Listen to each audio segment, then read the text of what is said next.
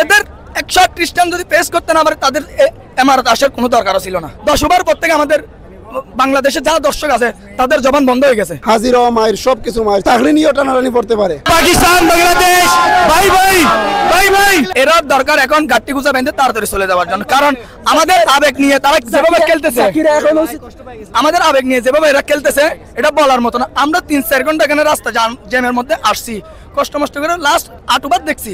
তো আমরা খেলা দেখার জন্য মনটা খুশিতে ভরে গেছিল।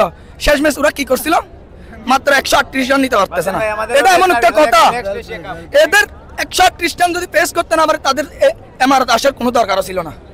এটা একটা কোনো কথা। জাকির হোসেন দেখেন, জাকির আলী দেখেন এ কি করতেছে এখন, এমন অবস্থা ব্যাটিং করছে। আজকে তানজিদ সাকিবকে রাখে নাই, তামিমকে, পারভেজ ইমাম। আপনারা টাকায় খেল উবার তাক বল যাক মুশকিল নাই, সমস্যা নাই, বল গেলে সমস্যা নাই। লাস্টে যদি আপনার এরা যদি রানটা লইতে পারতো, দেখেন 6 বলে 2 বলে 12 রান, কোনো ব্যাপার ছিল না। রিশাদ হোসেন একটা ছক্কা মারছে, আর তার মানে খেলাটা যদি আগে থেকে এরা ধরে রাখতে পারতো।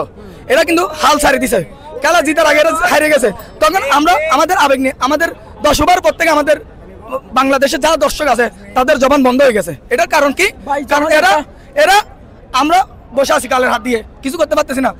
ওখানে দারাবাস সাগর বলতেছে জিতেগা জিতেগা পাকিস্তান জিতেগা, কিসকে লিয়ে আমাদের, কারণ আমাদের ওরা দেখতে চায় 10 ওভার এরা মাত্র 63 রান 40 রান 50 রান নিতে পারতেছে না। এরা 138 রান নিবে কিভাবে? খেতা হয়তো আমরা হতাশ, আমরা প্রবাসী সকল বহুত কষ্টে আছি।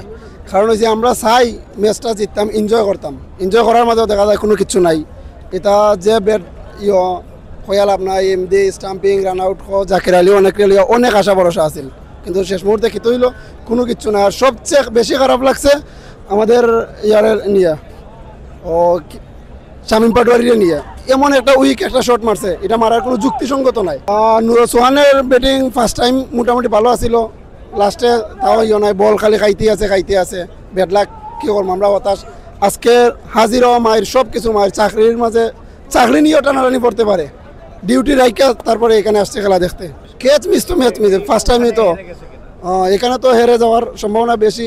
আমরা পারভেজ ইমন সেরা একটা সেরা ফিল্ডার হওয়া সত্ত্বেও এরকম catch miss, bad luck. Pakistan play first inning very bad, but Bangladesh fielders very bad, and they not bad good today. The Mohammad Saif very good batsman, but today is bad luck for him. No problem. Win and lose is the part of game. No problem. Pakistan Zindabad.